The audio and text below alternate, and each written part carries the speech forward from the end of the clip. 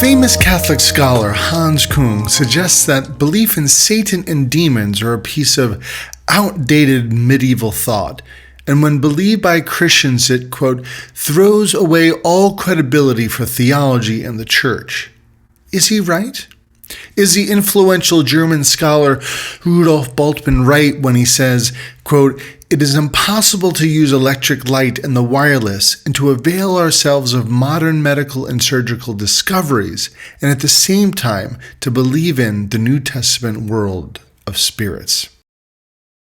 Here are 8 reasons why I don't believe in demons. 1.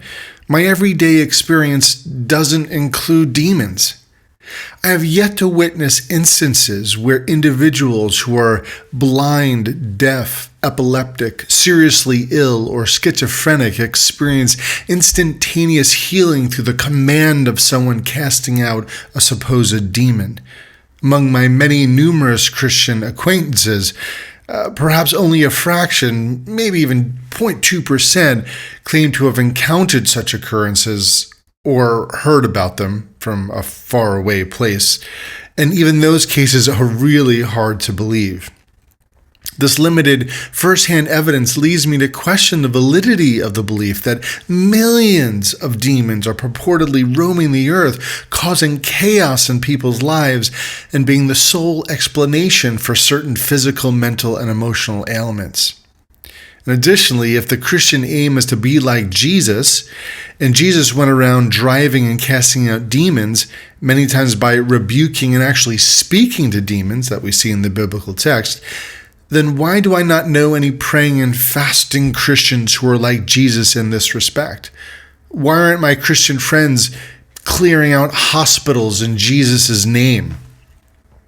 Most Christians say they believe in demons, yet live in such a way that demonstrate they really don't believe in them at all.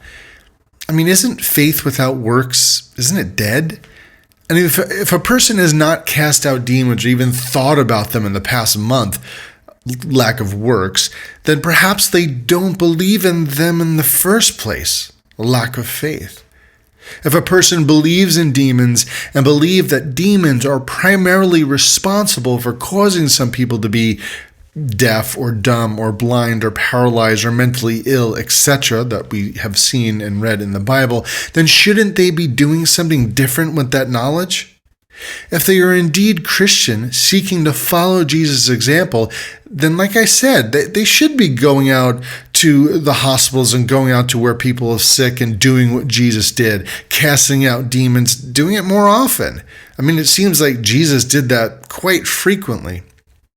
And if 99.9% of Christians are not doing the above, one wonders if the problem is not so much with Christians and their lack of prayer or rampant intellectualism, as some suggest, but it has more to do with the way we maybe interpret the biblical text, historical, mythical, metaphorical, versus historical, literal, factual. Let's do a thought experiment. If you believe in demons, what would happen if at this very moment they ceased to exist? What would happen if they were immediately eradicated? What difference would you see in the world? Would human beings all of a sudden become more angelic?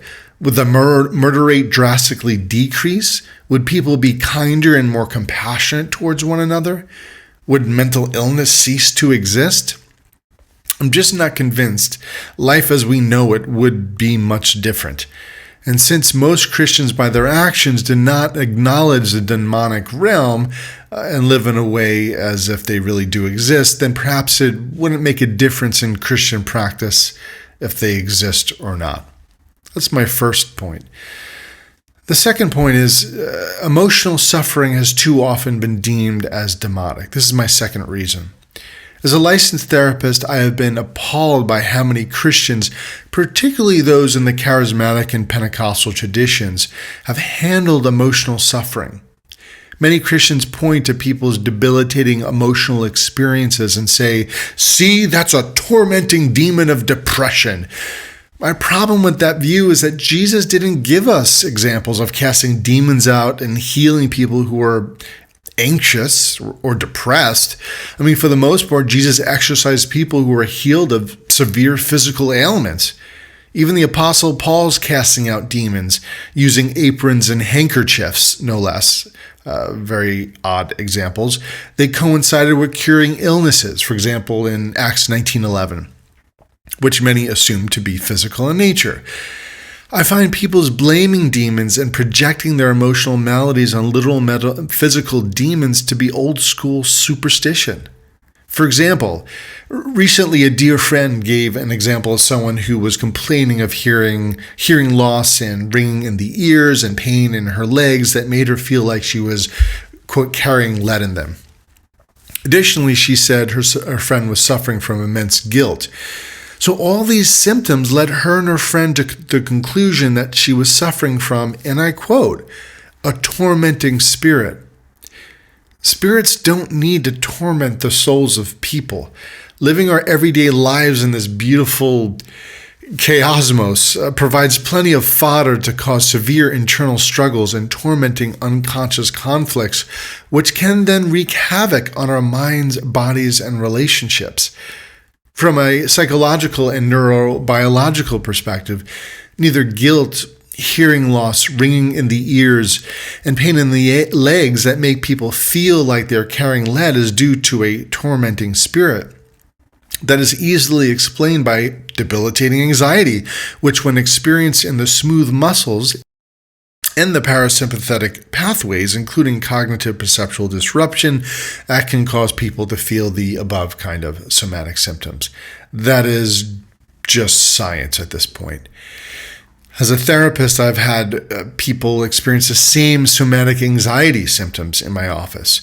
And once the anxiety and its symptoms are pointed out in the here and now, and they're made aware of their guilt and the rest of their underlying painful emotions and inner conflicts, and have a corrective emotional experience, they then feel calm, peaceful, and energetically change for the better.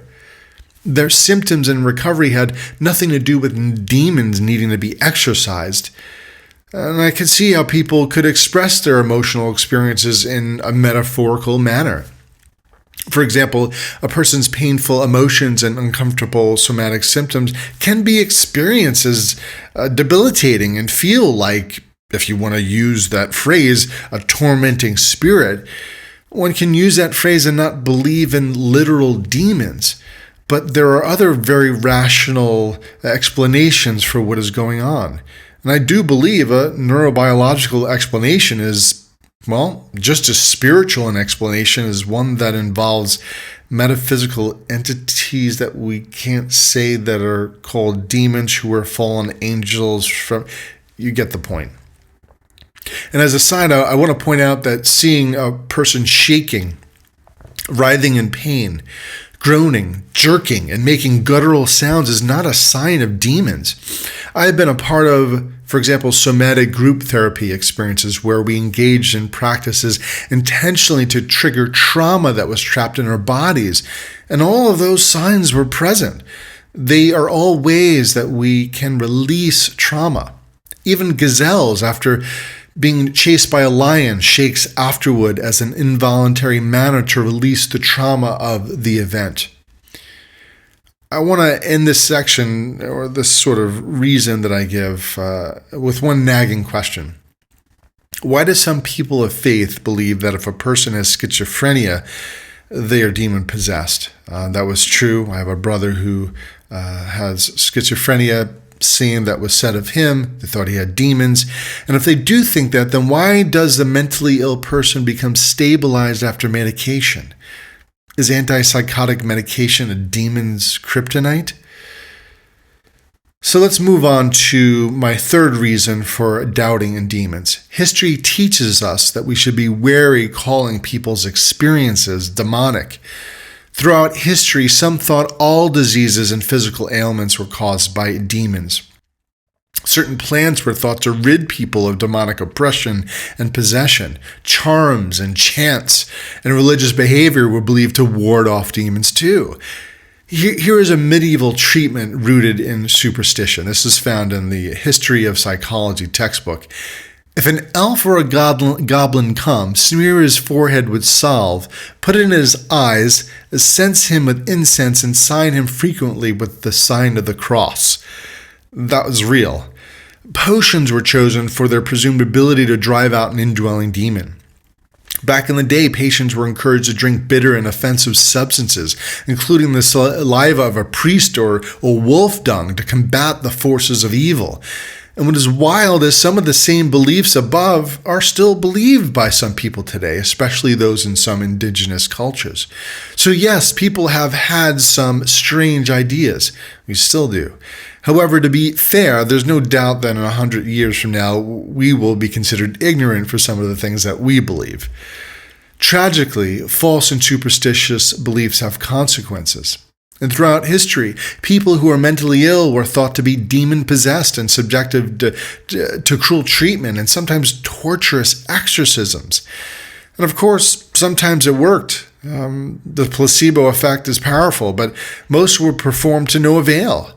And what about the number of witches who were burned alive because people believed they had evil spirits in them? A more recent in our history, when religious folk tried to, quote, cast a demon out of homosexuality, out of young teenagers, and ironically demonize them to the point of suicide. Or the use of spirits, demons as a defense mechanism and scapegoat for people to externalize their destructive behavior and not take ownership of their addictions and ways they hurt people. The devil made me do it. Or people who were afraid of Western medicine because they considered it demonic and subsequently died because of their refusal to take it. Or how many people have been duped by deceitful and greedy demon-casting healing pastors? I anointed this jar of oil myself, and it will ward off your demons. For a price of $29.95, it can be yours. I can go on and on. Therefore, given the above, we have excellent reasons for being skeptical of evil spirits, demons, and other superstitious beliefs. It seems very reasonable to conclude that when humans can't make sense of the experience of those around them and within themselves, and they appear foreign and strange, we can conjure up the most irrational beliefs and superstitions to make sense of our experiences. The fourth reason, diverse paths to healing offers a healthy dose of demonic skepticism. I have actively participated in deliverance services and witnessed exorcisms firsthand. Many moons ago, I even played a role in casting out demons from individuals. Surprisingly, there were instances where these practices seemed effective. Wow, they're healed. However, the critical issue lies in the assumption that just because a particular method works, it automatically implies a connection to universal metaphysical truths or what we were believing within our own minds.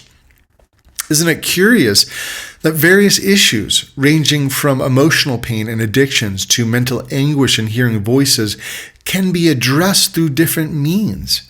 Some methods center around spiritual entities, others on truth encounters, some on emotional healing, and yet others on compassionate acceptance or lifestyle changes, or even alternative practices involving a shaman, chanting, incense, MMDA. The diversity of approaches leading to similar healing outcomes raises a compelling question. The rich tapestry of diverse paths, each accompanied by its unique narrative, converging on comparable healing outcomes, presents a striking revelation. It forces us to question whether the effectiveness of these processes is intricately tied not to the specific details of the ritual or practice, but rather to the individual's unwavering belief in the narrative they are engaging with. This phenomenon finds resonance in the well-documented nocebo effect, where the power or belief influences physiological responses. Let me say that again. The placebo and nocebo effect underscores that our beliefs hold the potential to shape our reality. If we believe something will help, it can help. Placebo effect. If we believe it can harm, it can cause harm. The nocebo effect. In the realm of healing, it becomes evident that What truly matters is not the intricacies of the method employed, but the depth of faith invested in the narrative itself, our beliefs in what is happening. Whether it's the exorcism of spiritual entities, encounters with truth encounters and paradigm shifts, right? Emotional healing, shamanic rituals, etc. It is the individual's conviction in the efficacy of their chosen path. And in this context, the compelling evidence of diverse paths converging on similar healing results not only challenges the exclusive validity of any one approach, but also underscores, the profound influence of belief and sometimes even medication on the journey toward well-being.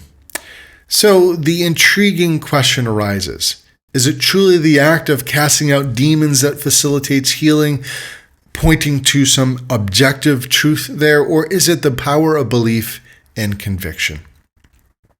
So this perspective encourages us to broaden our understanding of that interplay between belief systems and therapeutic outcomes, and suggests that another factor might be at play. So for me, it also raises questions about the validity of demons themselves. The fifth reason is, isn't it possible that some biblical writers were just culturally conditioned?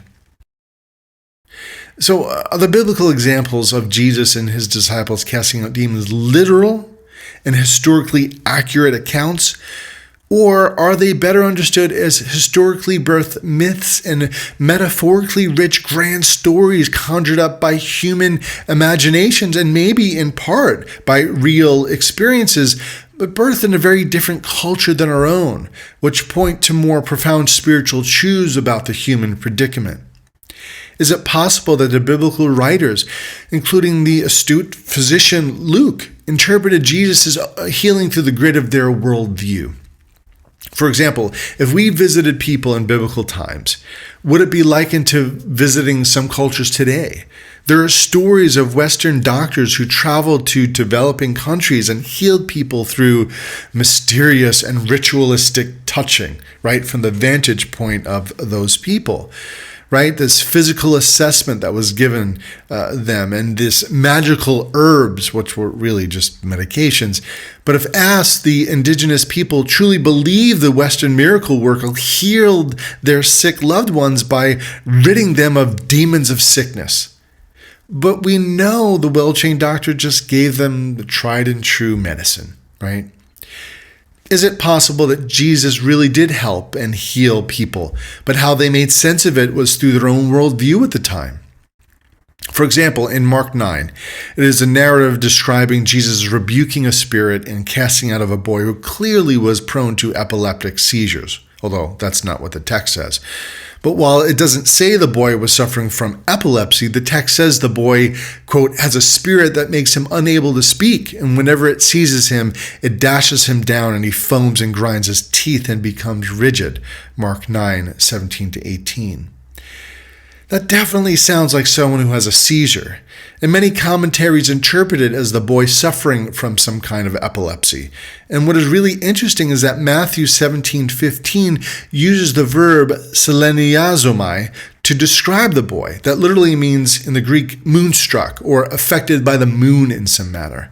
Why? Because back then they believed that, quote, demons can cause illness during the time of the month when the moon is invisible, between old moon and the new moon. That's found in the Gospel of Matthew and Judaic traditions. Is it possible that the biblical writers were crafting creative, inspiring stories to encourage believers, with also the potential to win new believers, with the events being interpreted and shaped through the perspectives of their time? I don't see why not. And I understand it brings up some major hermeneutical issues such as, well, Mark, the text clearly shows Jesus dialoguing with a spirit and casting it out. Are you telling me the dialogue was made up? I'm also aware of the snowball dilemma. Well, Mark, if that text is made up, what else is? I will have to leave those dilemmas here for now. So the sixth reason is a rather interesting one. Many animal experiences mirror human experiences. When the topic of demons is brought up, a person might point to evil and suffering in the world and say, well, see, of course Satan and demons exist. Rape and murders and mental illness and all kinds of issues, OCD, depression, people who cut themselves, etc. They're all caused by or influenced by Satan and demons. Well, if that is the case, then how do they explain the same phenomenon in animals? There is plenty of evidence that animals rape and murder and kill their children, commit animalcide, suffer from anxiety and depression, and even self-mutilate. And if you don't believe me, read the fascinating book Zoobiquity.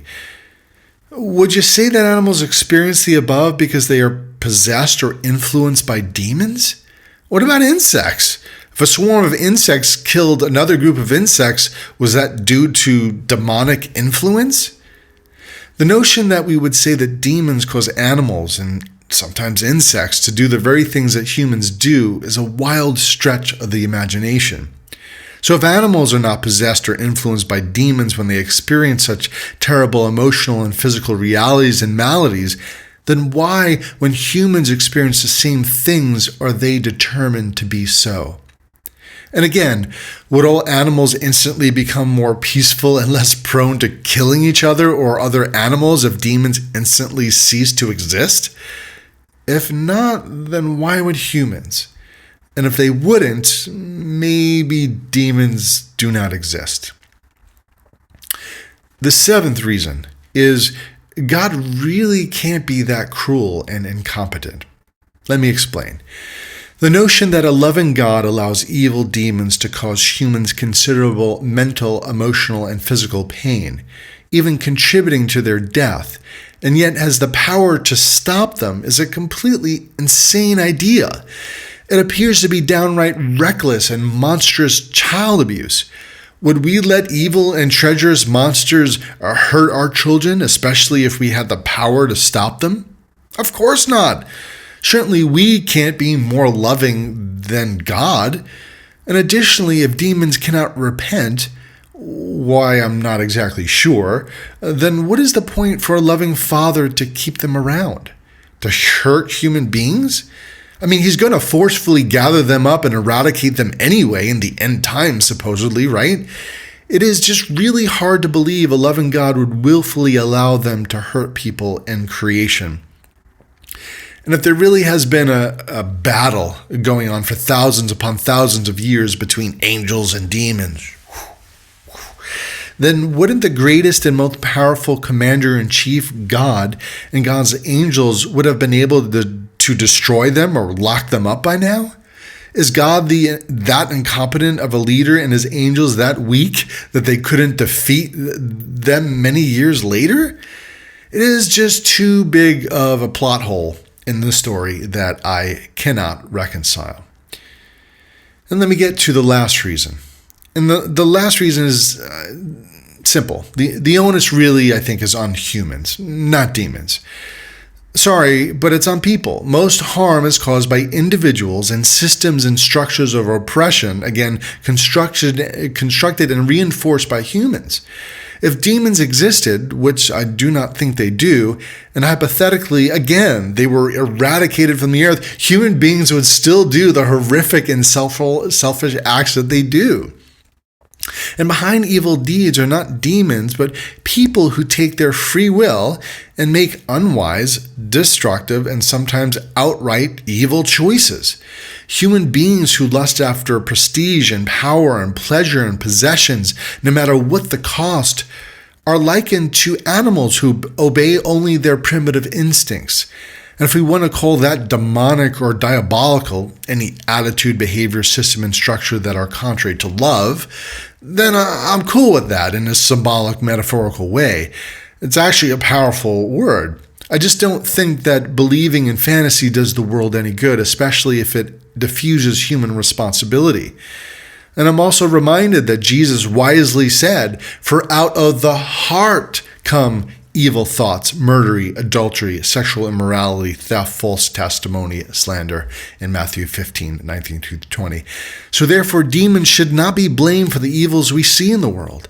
The demonic and satanic systems of injustice, oppression, subjugation, and evil we see all around us come from choices born out of the intricacies of human hearts, as well as a tremendous beauty and creativity and compassion, of course. So we are responsible to stop scapegoating diabolical metaphysical projections and take ownership of our present reality.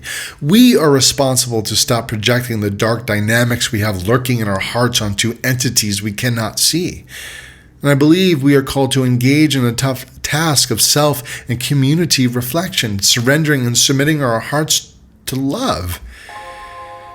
Well, those are 8 reasons why I don't believe in demons.